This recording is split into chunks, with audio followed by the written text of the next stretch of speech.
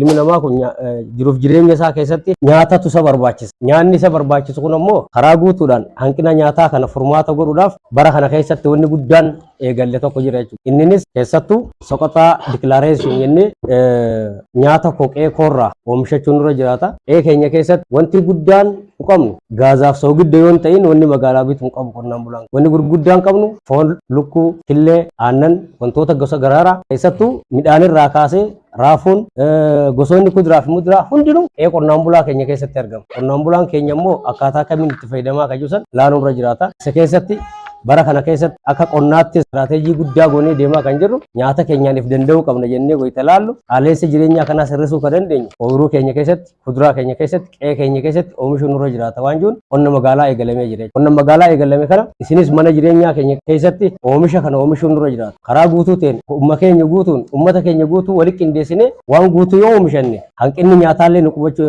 hin danda'u. Hanqinni nyaataa hin jiru jechuun ittisa dhibeetiifillee dandamannaa qabna. Namni nyaata hin qabnee fi namni nyaata qabu dhibeen tokko dhufe kam ture dandamata. Kan nyaata qabu ture dandamata jechuudha. Kan nyaata qabu san ittisallee qaba jechuudha. Humna ofirraattiin ittisuun immuniitiin isaa dandeettii dhibee kana ofirraattiin ittisuudha guddaa qaba waan ta'eef isa kana xiyyeeffannaa guddaatti kennine qonnaan bulaa keenya osoon baratiin nu barsiise kana cinaa dhaabbannee deeggarree barsiifnee kan irraa fayyadamu taasisutu nurra jiraata. Inni biraa immoo hawaasa keenya keessatti ittisa keessaa wanni gurguddaan bara kana ni eegalla jennee laallu odeeffiidha. Odeeffiin asumaaniin ergaa isinitti dhaammachuu barbaada. Ji'a kana bultii yookaan ji'a xiqqimtii bultii afuriin booda duula odeeffii ni eegalla. Araddaa hunda keessatti tokko lama sadii jennee karoora keessan qopheeffattanii mana araddaa takka keessatti namni mana fincaanii qabu meeqa kan qabne meeqa kan qabne sanirra karoorfannee standardii isaa kan eeggate kwaalitii kan qabu manni fincaanii dhibee garaagaraa daddarbaa kanallee ittisuu kan hin dandeenye yoo mana fincaanii qabaanne waan ta'eef bara kana duula waliigalaa goone araddaa 21 irrattu walqixa labsina. Seeshiniin fayyaa achirra jirtan sana immoo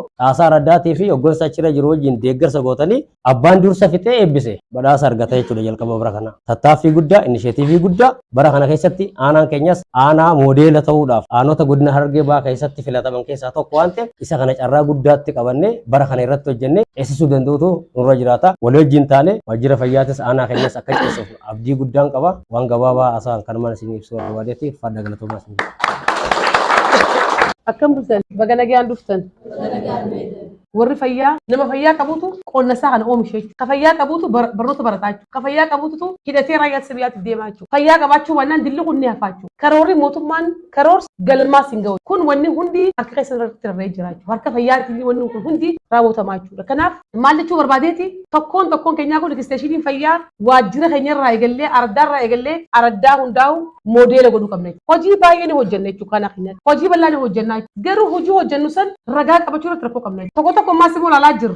Hojjetaan mootummaa keessa galuun fakkaatu dhugaa dubbatu. Dookumentii suuraa kaafnee bakka isin jirratti illee deemaa jirra. Har hojiinis ol qabatee bareechuu hojiinis ol qabatee kallattii hojiinis ol qabatee qalama tokko bitnee diiboo hojiinis ol qabatee jechuudha. Ogeessa yaammattanii nama tokko yaammattanii qalama abbaa tokko bittanii buufata fayyaasan keellaa fayyaasan keessurratti tokkoffaarratti kanarraa jalqabuu qabdan jechuudha. Bara kana aanaa kana bu'uuraan jijjiirra jenneeti qabsoo cimaa gaggeessaa jirra. Aanaa ammas immoo bu'uuraan jijjiiruudhaan qaamni mana kana keessa jiru murteessaadha. Kanaaf tokkoon keessatti hojjetaas jala jiru qindeeffattanii uummata qindeeffattanii caasaa qindeeffattanii bakka rakkatanitti nuus qunnamaa waajjiraas qunnamaa araddaa qabnu hundaa'u moodeela keessatti galchinee moodeela isa keessatti eebbisuu qabna waan ta'eef isa kana keessa akka baanu yoo qabattan gaarii hedduu san kaasumaa fi kanaaf fayyaa gubbatti waan hin dalayne tokkorratti dalaguu hin danda'amu. Dhugaa dubbachuudhaaf hojii fayyaa wal qabate hojii lafa qabannees hin jiru. Waa hedduu hojjetanii jirtan.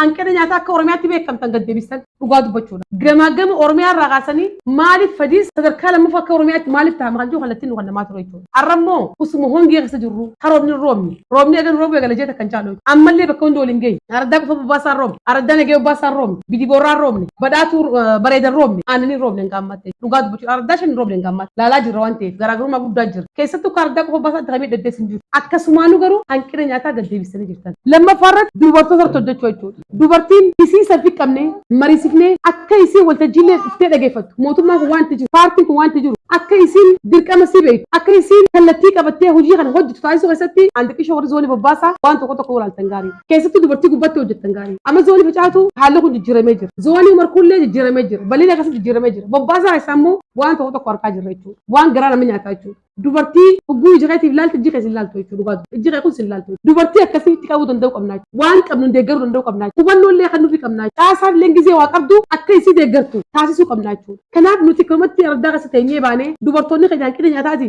Usoo akkasitti bifuu hanqina nyaataa jettuuti garaa qabde. Gaafa ni fidaltu bifuu dhiigan qabdu du'aaf saaxilamte jechuudha. Kanaaf waan garagarii gad deemtanii ilaaltanii dubartii qe'ee tartullee as baastanii mariisiftanii hubannoo uumtanii fi caasaa araddaallee akka sii deeggaru. Abbaa manallee akka sii deeggaru. Yoo gootan an dhugaa dubbachuudhaaf seenaa addaa fadis keessatti araddaa asitti hojjetanii jirtan waan ta'eef isa kana immoo araddaa nagee obbaasaa qofoo obbaasaa kan laallatu waan ta'eef araddaa nagee obbaasaa qofoo obbaasaa qabsoo cimaadhaa yoo hojjettan gaariidha kan duusan kaasumaaf. Araddaa hunda udaan irraa bilisa goone jennee jirra. Bulchoota keenya jala murree deeggarta ittiin jirra jechuudha. Bulchaa mana fincaanii qabne bulchaa keenyaa miti ittiin jirra. Salaatii fi salaanni salaataan isin ta'a. Namni fi salaateeti namaan salaate jaachu. Waan ittiin godhan isu caqasa jechuudha. Bulchaan araddaa kaabineen 8 hundeen bu'uura dhaabaa hanqa miseensa paartiitti marsaa kana mana fincaanii qotachuu qabdan jennee jala murree ittiin jirra jechuudha. Eegasii booda uummata gabbaadha jennee jirra jechuudha. Gurmaa'insi keenya dursa mana fincaanii qabaachuu qabaa jennee jirra. Gurmaa'insi keenya raayii ichitti uummata gabbaana. Kanaaf tokkoon keenyaa kun bara kana qabsoo cimaan nu eeggate jechuudha. Qabsoo cimaan nu eeggatu kanaaf warri fayyaa buufata irraa eegalee ardeelii irraa fi tuffee irraa eegalee mudhii keenya hidhannee hojii keessa galloo taate wanni danda'amne jiru jaalleewwan.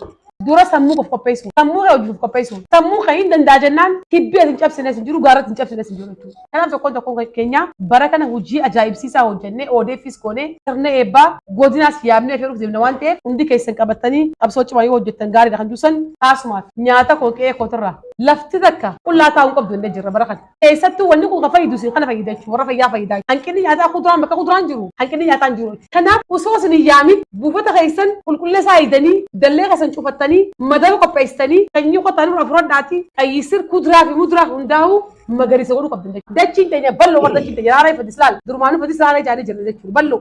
Arrammoo garuu immoo nuti talisummaa qabaachuu dhabuudhaan dandadhabummaan timaatiin bar kiiloo takka qarshii 50 bitaa jirra. Dhibbaan binnee gadda. Akkasumaami waliin binneemi dhibbaan. Usoo oomishuu dandeenyu namni hundi magaalaa findeessina. Magaalaa findeessinaan gurgurina. Ifuma keessan danda'aati bee magaalaan bitinaa timaatiin. Tashiin fayyaa bitinaa timaatiin. Ani bituun qabu. Shunkurtaa bituun qabu. Dinnichaa bituun qabu. Gaafa dursa mana keenya akka bargoone qaala'insa jireenyaa jennu kun as gad deebisna jechuudha.